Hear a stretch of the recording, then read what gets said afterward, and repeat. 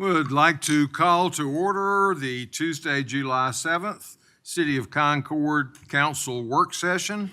Welcome, everybody. Looking over our agenda for Thursday, we're going to drop down to public hearings, which is D. The other items will be handled on Thursday at the regular meeting. And I think Chris Kelly is here to talk with us about this public hearing that'll be coming up. Welcome. Good afternoon, Mayor Morris, members of council, Mr. Payne, Mr. Teedy, and Ms. Jenkins. Let me see. This rezoning request is a joint submission by Lois Hardister, property owner of 600 Hyde Park Drive, shown by the number 1 on the map, and Brandon Moose, property owner of the adjacent vacant parcel, shown by the number 2. Both requests total just under half an acre, with the current zoning being C2 general commercial, and they were requesting to be rezoned to RC residential compact. Staff took some drone photos of the property. On the left, looking north to the site, you can see the existing single-family residence with the adjacent vacant parcel. On the right, you can see a photo looking south to the site. Here you can really see the proximity to North Church Street and a number of commercial businesses along North Church Street, such as the Domino's and Automobile Repair. Additionally, if you're familiar with the area, you have the My Eye Doctor on the corner of North Church and Weinkauf Avenue. So again, these properties are currently zoned C2. Adjacent to the east and west, you have C2 commercially zoned properties. However, these commercially zoned properties are used for residential, therefore they're deemed legal nonconformities. Adjacent properties to the north are zoned RC and used residentially. And to the south, finally, in between North Church Street and Hyde Park Drive, you have commercially zoned properties that are used commercially.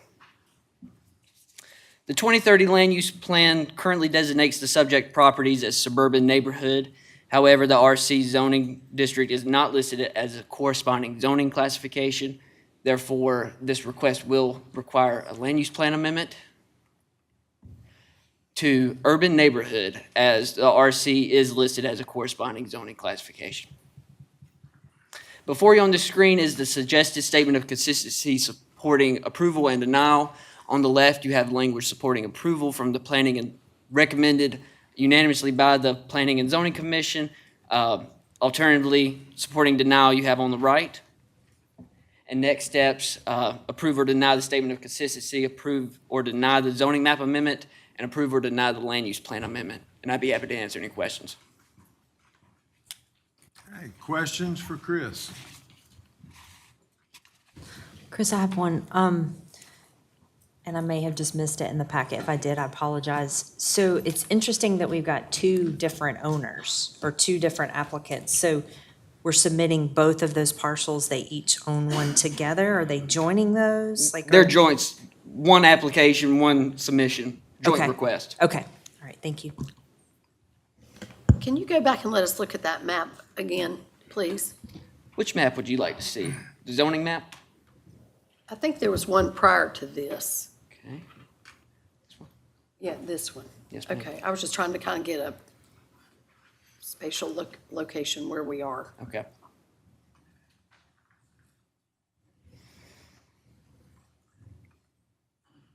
Okay, any other questions?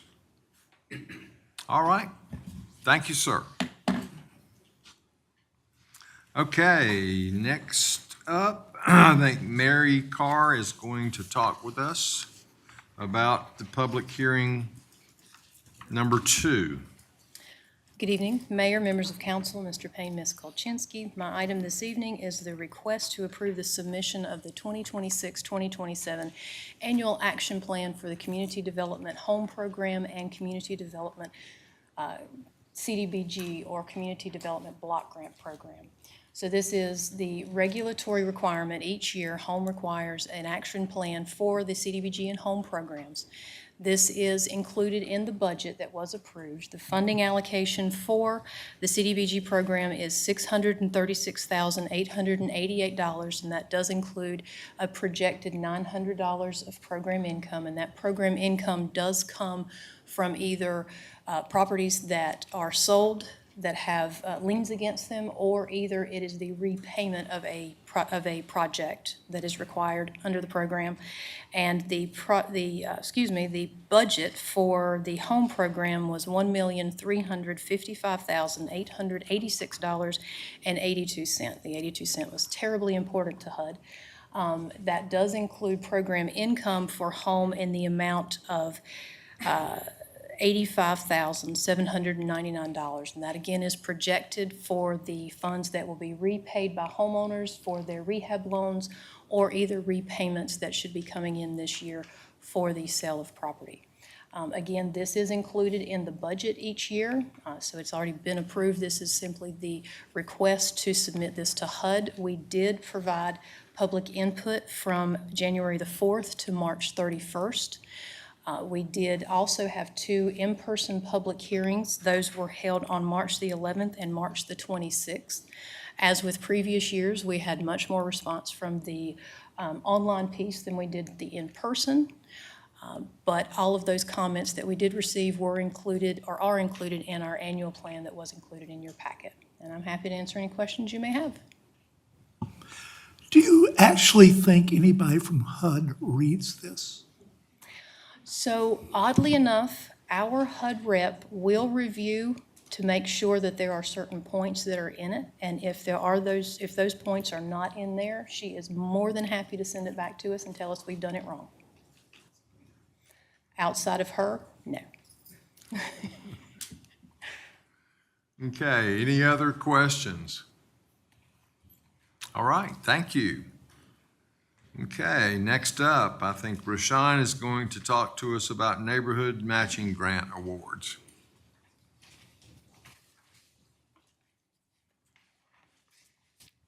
Hello. Good afternoon, Mayor, members of council, Mr. Payne, Mrs. Kolchinsky, and Mrs. Jenkins. I'm here today to talk about our neighborhood matching grant program. This program is an exclusive incentive that we offer to our recognized neighborhoods. We have 59 neighborhoods that are active in our program. We give each active neighborhood the opportunity to apply for matching grant funds for up to $3,000 for either a community event or a community improvement project. We approved a total of 30,000 funds for the fiscal year 26-27, and we received 16 applications from 16 recognized neighborhoods. We had a committee comprised of 6 co-workers representing 6 departments within the city. They met on June 2nd, and they went through each application and reviewed all 16 applications and scored it based on 105 points. Each application, we consider whether the project or event is a community partnership, if it's if the project is ready to get started by the time that we award, and it's a long list of points that each neighborhood could receive, totaling 105. So each neighborhood that score over 65 points, we had 12 neighborhoods that scored over 65 points, and we are asking that you allow them to receive the funds for up to $3,000.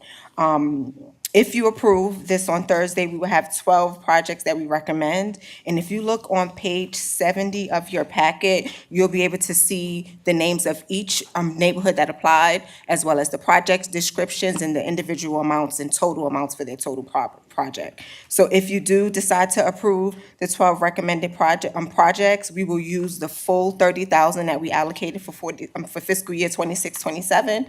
And I am open if you have any questions about the projects or what neighborhoods that apply. One thing I forgot to mention is out of the 16 applications that we received, we only had 4 applicants that we did not recommend for funding. And potentially there could have been how many recognized, you say 59? We have 59 active neighborhoods in the program, but a total of 83 that we recognize throughout the city. So in order to stay active in our program each year, each neighborhood has to submit a membership renewal form, and that remains you as active in the program. Right. So 59 of those 83 neighborhoods are active, and they had the opportunity to apply for this funding. So what would you attribute the 16? I mean, there are a whole lot of other neighborhoods that would be eligible for, I noticed one's a National Night Out event and other things. Do you think it's a lack of organization or just awareness, or? I think that the main thing is, in order for you to complete a project, the HOA have to agree with the entire community. So it has to be a project that's not only the idea of the board, but also have the support of all of the residents in the community. So I think it's more about educating the board on how they can get everyone that lives in the community to agree on the project, and then they're open to apply. We have a newsletter that goes out every month, and that's how I promote to all of our recognized neighborhoods. Also, our city liaisons, when they attend meetings, they announce this opportunity to all of our recognized neighborhoods. And this year, we had 16. Since I've been here, this is the most that we've had since Really? applied. So there's opportunity for more neighborhoods to take part of this program. So maybe we can grow it next year. Right, okay, thank you. Hi. So just a quick question. In order for them to become part of the neighborhood recognition program, would it just be apply? Yes, so you have to have an official board, so any community can apply as long as your community has a board leadership. If there is a community that's interested in applying, I can help them organize to create a board leadership bylaws. So you have to have an official community board that meets at least every month. And the applications is available on our website, and we apply, and then I present those applications to the council, and then you can vote to approve the neighborhood. Can I ask a question? Oh, I'm sorry, go ahead. Are you done? What's the synopsis criteria of how you apply? Is it, all those rules and regulations are sent out on your information newsletter, I guess, but what is, give a quick digest. So we have a program policy, and I present this program policy to the neighborhoods in person. We have a, not in person, excuse me, we have a virtual workshop where I can go over the program policy and give them ideas on different community projects that they can apply for. And I just use the program policy to explain the criteria to apply. So what I've noticed since I've been in this role is most of the projects that we receive applications for is construction projects or community development projects within the community. But this year, we had one neighborhood apply for an event. So the intention is just so that we can work towards goal 5 of our strategic plan to try to get our communities to work together and also to work with us. Yeah, Yes. Okay. and each one of them involves matching funds from the community as well. Yes, so the community has to complete the project, and then they submit a reimbursement request to us, and we can reimburse them for the cost of their project up to $3,000. Right, So no more than that. great. Other questions? All right, thank you. Thank you. Okay, next up, Philip Graham is going to talk to us about the street preservation program.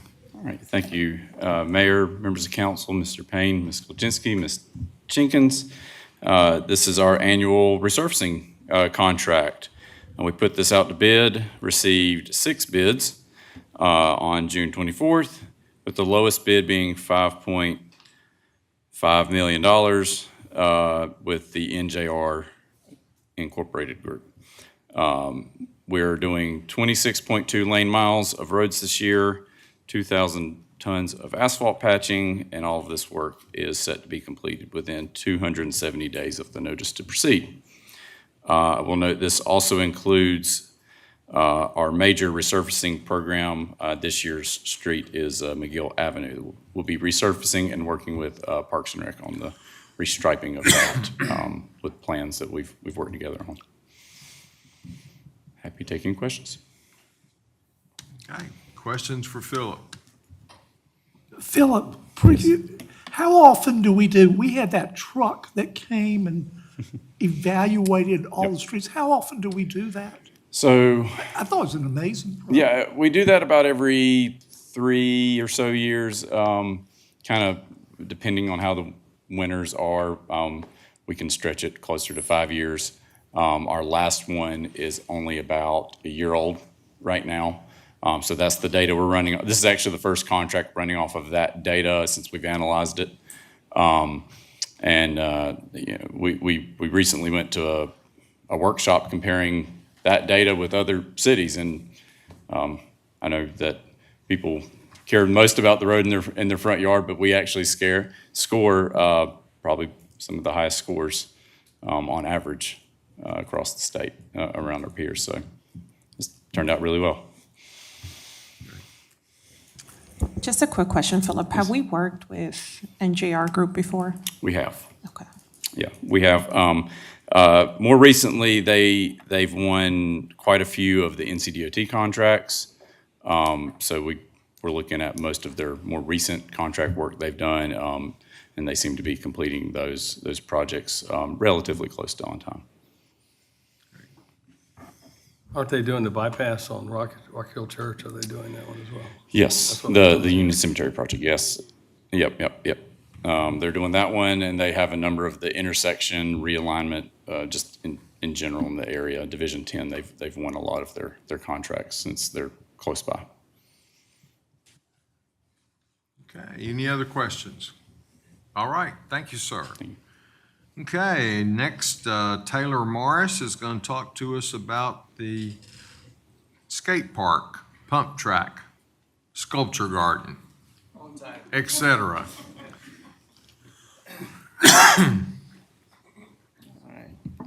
Good afternoon, Mayor, members of council, Mr. Payne, Ms. Kolchinsky, Ms. Jenkins.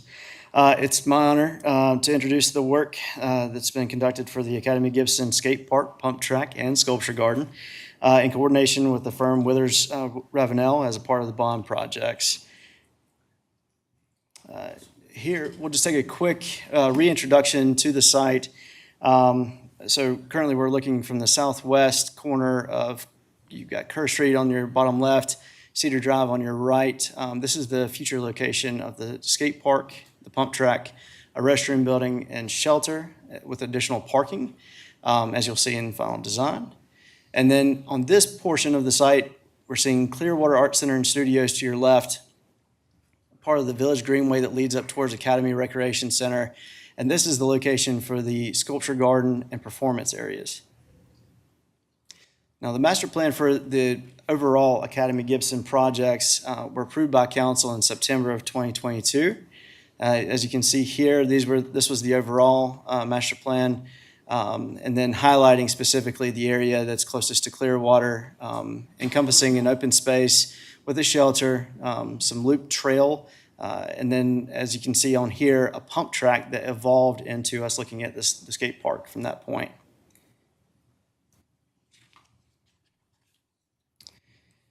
So, strengthening design, Withers Ravenel partnered with American Ramp Company for the skate park and pump track, and then SE Architects for the restroom, shelter, and all the elevations. Taking a look at everything, but second to none, it was the community that brought in quite a bit of the input, furthering all the design past the master planning process. I'm going to ask John Blasco, Senior Project Manager from Withers Ravenel, to present the information that has transformed this particular project into its final design and where we're at today.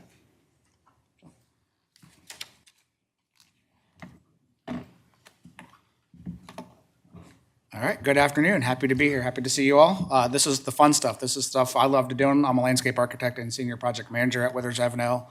As Taylor said, we had a robust community engagement process. Two different scenarios here up on the screen. We've got American Ramp Company, who is our skate park and pump track designer, actually came out to the site. They brought some of their pro riders, riders who are well known throughout that community, to actually work with the community. They worked to determine what the local skate park or skater and just wheel enthusiasts were most interested for this site. So they got that feedback. They were able to talk to the kind of their idols and really get the kids excited, get the community excited.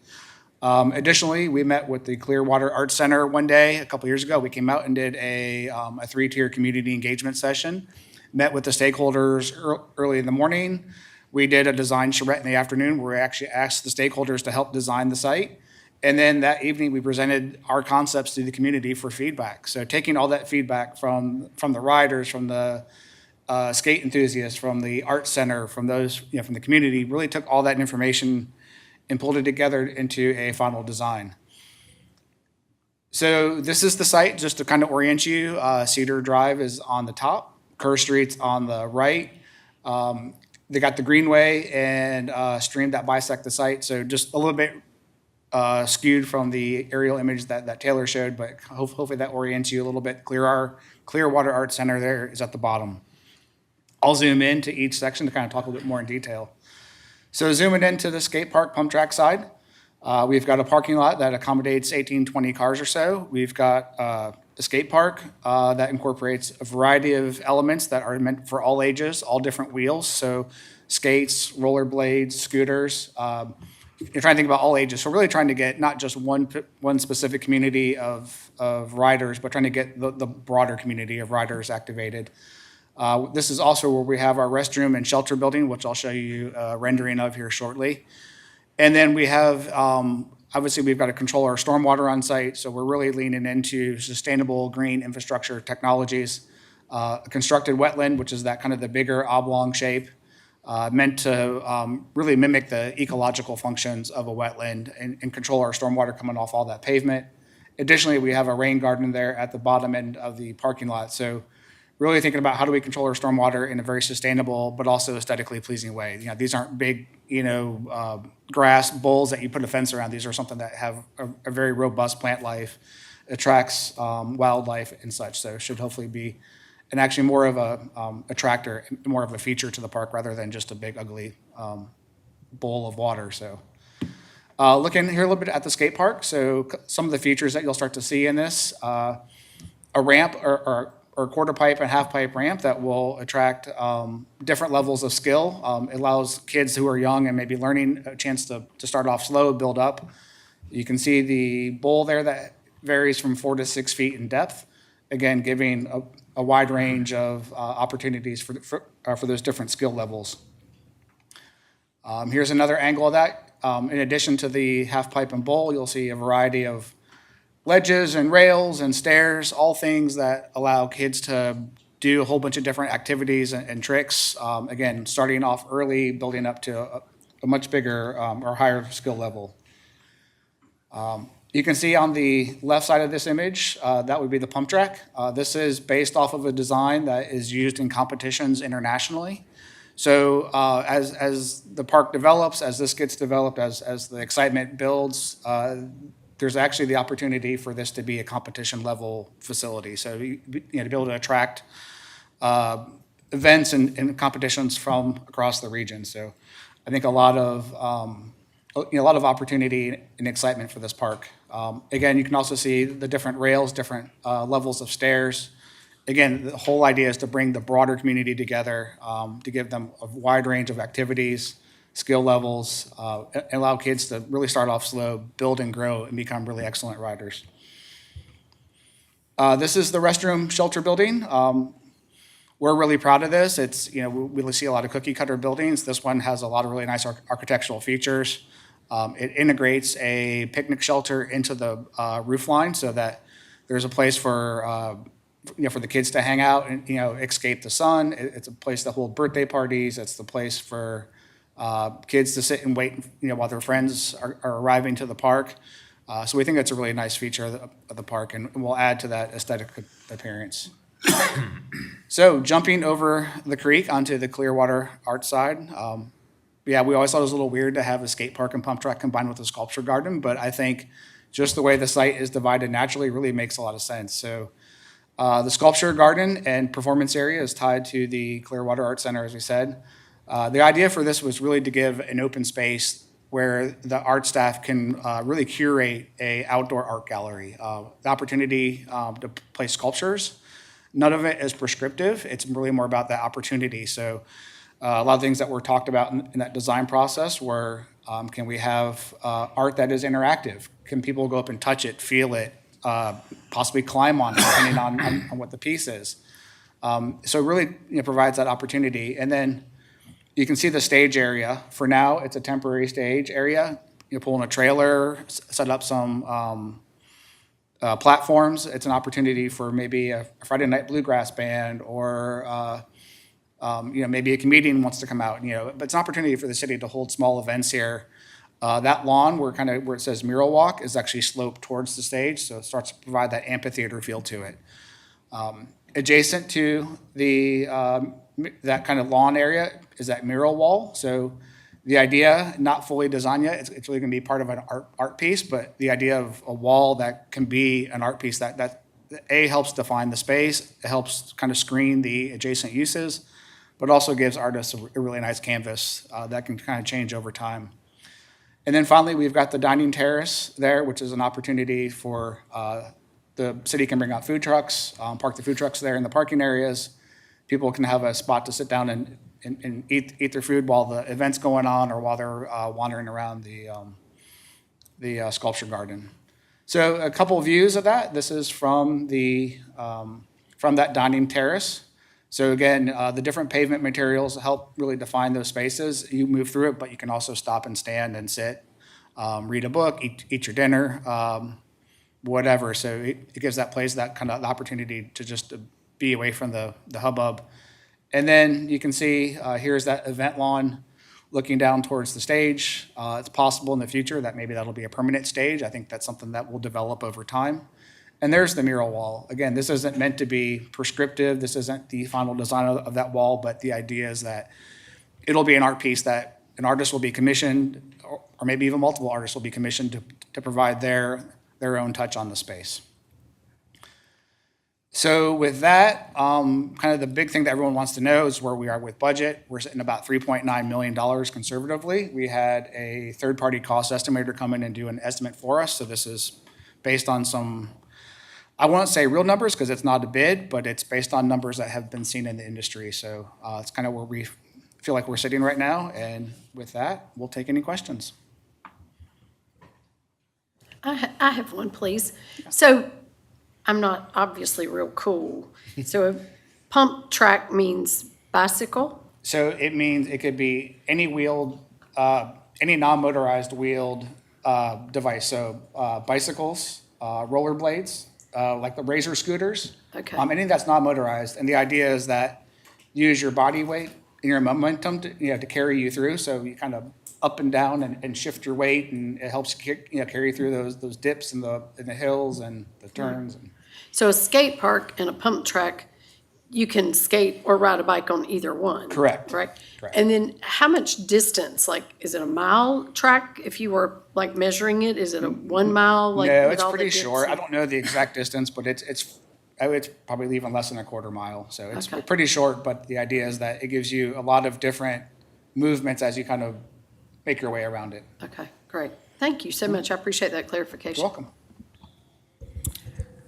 Councilman Crawford said he can't wait to get on his skates and be there, but About 50 years ago, I'd have done that. I'm right there with you. I would be out there on my skateboard if I was a few years younger.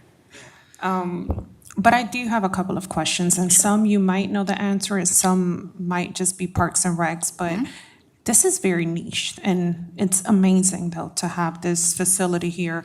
But when we started developing this plan, and obviously it's way before my time, how did we actually gather information from like kids stating, this is what I want, this is something that we will use, and what are the kids using now that this will become its replacement? But also, I see different things like food trucks and all of that. Is that going to be managed by Parks and Recs or what? I need a little bit more information on Yeah, that. so I can speak a little bit to the skate park pump track. Yeah, I think you are absolutely right. It is a little niche. It's not something that we see so many parks that have the playground and maybe splash pad or pickleball court. But in the work we do, I work all across the state, and we're seeing just a much stronger desire for those wheeled sports. The skate park, the pump tracks, we're seeing a lot of clients are asking for it across the state. Additionally, when we did the master plan, I wasn't part of the master plan process because I wasn't at Withers Revenue at that point, but my boss, who was at that point, our typical process is a community engagement, a community-driven process. So I think Taylor can probably speak a little bit more to the specifics, but often we meet with the community and really, we meet with the community early, and even before we present a design, we meet with the community to see, what do you guys want? What excites you? What activities are you missing? What activities do you need? And then we take that feedback and develop into an actual park design. So, but maybe Taylor can speak a little bit more specifically. So in the master plan process, we were surveying, had consistent surveys that were going out to the community ahead of coming to council for looking for the bonds. But through that process, and even before my time, I've been with the city for 14 and a half years, and from week one, I was asked if I could figure out a place for a skate park. And others were doing the same. They were looking for researching the area, and within that, or from that time on, we've been asked consistently for different opportunities, specifically for wheeled opportunities. Pump tracks have been developed in the years since the time of being asked to first look for a skate park opportunity. And so we found that there were more asks that were coming through on the survey side of things initially whenever we were master planning, or going through the master plan process. After the master plan had been approved, as you could see on the master plan, it was, or I can get back to it, it was specifically pointing out pump track. I'm going in the wrong direction. Can you help me back up here? So that we can just see that initially we were looking specifically at a pump track opportunity, but as we started to survey specifically the community, inviting the community to come to the meetings, be introduced to American Ramp Company, to some of the professional skaters, immediately the bite was there that they were looking for more. They were looking for more or less a wheeled playground, and more of a plaza style than a modular style. So modular just meaning that there are some sites that you'll go to that's simply like a tennis court or an old parking lot, and there are ramps that have been placed out there that you can move from spot to spot if you needed to. What our community was looking for was more of a plaza style, concrete playground, a permanent structure that has the ability to be influenced by what is referred to as DIY style, meaning that they have the ability to have open space, not to necessarily bring in their own ramps, but to be able to alter some of the activity that they're doing on some of the lower rails, some of the lower tabletops, that sort of thing. So it all came from community input. The drive from the times when we were meeting over at Clearwater specifically, but even prior to that, we've been reaching out and asking what folks were looking for, and then surveying. And I don't mean the question of surveying, I mean observing and surveying what was going on in and around downtown, what was going on in and around Academy or the Gibson Village neighborhood. We've got a lot of riders in the neighborhood, and we've had that consistently for over 15 years now. In fact, the numbers have grown. And then we had a location that was in Concord over, Skate, help me out with the location, but it was over by Big Lots. Multiplied owned it. There was this indoor skate park that was there. It's no longer there. There's nothing that's serving the community here in Concord now. Mooresville is where everyone's been going here over the last few years since that location was developed, and they're getting folks from around the nation coming in. John had mentioned the pump track specifically being a location to provide future events and everything of that nature. That's what we were looking for, but we're looking to be able to serve all levels of riders. So that pump track has the capability of doing just that, along with the design specified for this skate park. But we were looking for the social environment, or that's what the ask has been from the community, is the social environment. That's why we've gone in the direction of the plaza style. And then on the events portion of things with the food truck, what we've been looking at is to reduce, and you've seen this in some of the other bond projects where we're actually implementing with adding in electrical stobs instead of utilizing generators on the food trucks. It reduces sound, just overall pollution of the space. So we anticipate this Clearwater already being a reservable site is also an event site. We've been hosting some concerts and things there over the last couple of years. This is a growth opportunity to be able to bring in some additional vendors into this space, into an intimate performance space, as well as just a space that lends itself well to the community, that's walkable as well. So I hope that answers that. Yes. I lived this activity through my grandson, so I've been to the pump track, or was, when it was over behind the big lots and all that, and it's gone, as you say, so no place to go anymore. Is this a caliber, the skate park itself, is it of caliber where you can host events like sport, like a competition and that kind of thing? Would it be able to do that kind of thing here? Yeah, so the intent is that it can host some level of competition. It's designed to host a very large or a very high level of competition. I think the site itself is going to limit it to a smaller, maybe citywide, regional-wide. It has the quality to attract a national audience, but I think the parking constraints and the overall size may kind of constrain that some, but the quality is there. The types of movements, the types of components really speak to that kind of higher level of competition. What I look forward to seeing the mayor launch this thing. On your I think that can be skateboard. arranged, absolutely. But it's a legal question. Knowing a couple kids who do this, what happens when they break their arm? And they go to the hospital? What is our legal, this is a Valerie question. It's no different than any other park. Yeah, or really the sidewalk. If, provided there was no negligence involved, then there's really no liability there. It's a exception. Parks are an exception because the legislature realizes that parks should be provided and cities should not be constrained from doing that by getting sued every time a kid falls down. I'll go ahead and add just a small tidbit, 'cause I don't want to overstep the attorneys, because you're the expert.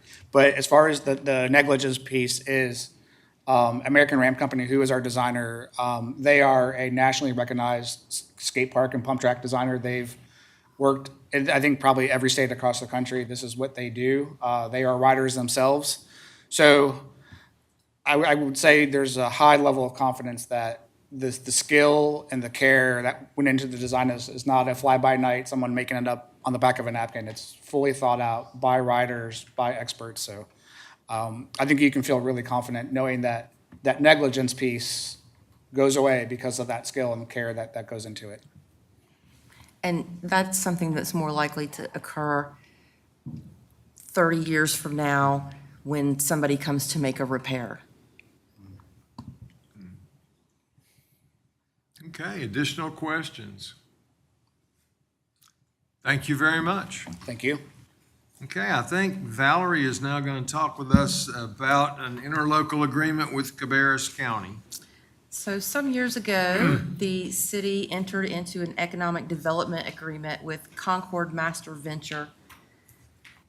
These are the people who built the Novi buildings, right? The 3 Novi buildings. That economic development agreement provides them an economic development incentive, obviously. At the same time, and in conjunction with that, the city entered into an interlocal agreement with Cabarrus County, which, among other things, provided for a pass-through grant. It's a fairly small number that passes through, the county pays it to the city and the city pays it to Novi. The interlocal, the city's economic development agreement contains a provision that says the Concord Master Venture has to market the property, so put it up for, advertise that we have apartments for rent over here until such time as it's 90% occupied, because it becomes pointless to advertise apartments when they're already that highly occupied. That's basically industry information. So that particular provision was not included in the interlocal agreement with the county, and I don't think it matters much at all, but they asked to have it included, so that's what this is. Question for Valerie? Okay, thank you. All right, and I think that concludes the items that we have on for discussion tonight. I will mention that I am recommending or requesting that we add 2 additional items to the agenda for Thursday night. The first one is action that we need to take in regards to the Concord United Committee, which I think we've communicated to all of you some of the discussions that we've had. And then the other item is adding an item for the support for affordable housing with Cooperative Christian Ministries in the Rebuilders Campus that we've talked about.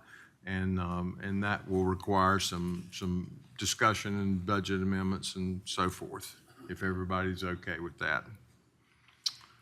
Okay, and that being said, we do have need for a closed session this afternoon. So at this time, I would entertain a motion that we go into closed session pursuant to North Carolina General Statute 143-318.11A2 in order to prevent the premature disclosure of an honorary degree, scholarship, prize, or similar award. Okay, we have a motion and a second. Is there discussion? All in favor, please say aye. All opposed, no. We're now in closed session. Thank you.